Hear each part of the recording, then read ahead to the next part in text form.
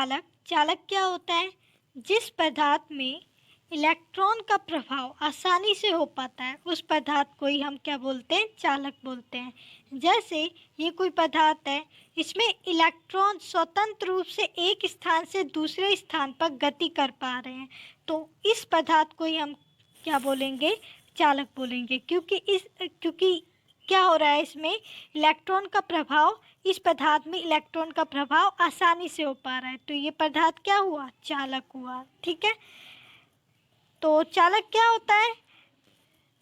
वे पदार्थ जिनमें विद्युत आवेश स्वतंत्र रूप से एक स्थान से दूसरे स्थान पर गति कर सकते हैं, अर्थात चालक वे पदार्थ है जिनमें इलेक्ट्रॉन का प्रभाव आसानी से हो पाता है, उस पदार्थ को ही हम चालक बोलते हैं। ठीक है, तो अब देखो इस पदार्थ में क्या हो रहा है, चालक में क्या होता है? इलेक्ट्रॉन का प्रभाव आसानी से हो पाता है, तो इलेक्ट्रॉन का हमें पता है कि इलेक्ट्रॉन के गति के विपरीत दिशा में क्या होता है?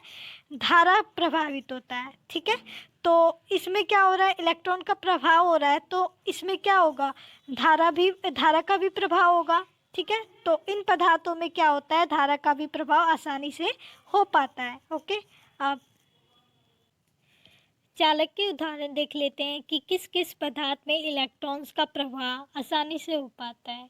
जैसे लोहा, एल्युमिनियम, तांबा, विद्युत अपघटन, मानव शरीर, चांदी इत्यादि, ये सब क्या है? चालक है जिनमें इलेक्ट्रॉन्स का प्रवाह आसानी से हो पाता है। ओके, अब कुचालक कुचालक क्या होते हैं?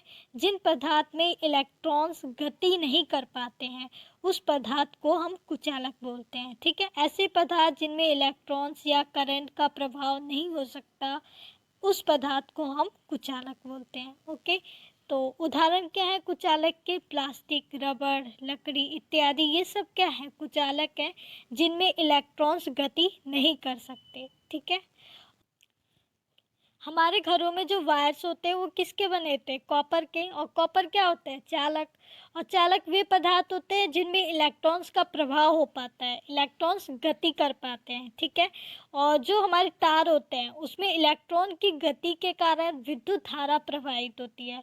और मान लेते हैं गलती से हम जब तार को छू लेते हैं तो हमें शॉक लगता है, तो हमारी सुरक्षा के लिए उस पर एक सेफ्टी कवर लगा होता है। ठीक है, सेफ्टी कवर लगा होता है जो कि कुचालक से बना होता है। ओके, तो ये तो चालक और कुचालक का वो उपयोग हो गया। ठीक है, और चालक और कुचालक के उपयोग तो हम बहुत जगह करते हैं। ठीक है, बहुत यूज़ होता है इसका। और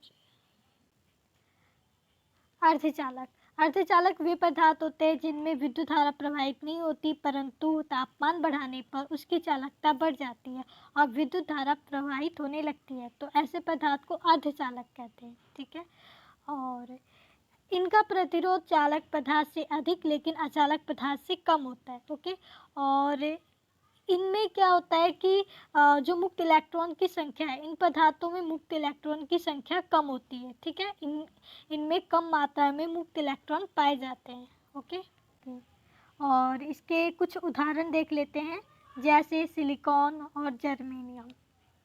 इसके उपयोग देख लेते हैं। इसका उपयोग इलेक्ट्रॉनिक्स डिवाइस के मैन्युफैक्चरिंग में करते हैं, जैसे diode, transistor, LED etcetera. Okay, और तो चालक क्या होते थे? वे पदार्थ जिनमें इलेक्ट्रॉन का प्रवाह आसानी से हो पाता था उस पदार्थ को हम चालक कहते हैं। ठीक है, और कुचालक क्या होते हैं? वे पदार्थ जिनमें इलेक्ट्रॉन्स का प्रभाव नहीं हो सकता उस पदार्थ को कुचालक कहते हैं। ठीक है, और अर्धचालक क्या होते हैं? वे पदार्थ जिनमें विद्युत धारा का प्रभाव नहीं हो पाता है परंतु ताप बढ़ाने पर उसकी चालकता बढ़ जाती है और धारा प्रवाहित होने लगती है, ऐसे पदार्थ को अर्धचालक कहते हैं। ठीक है, और बस इतना ही। Thank you.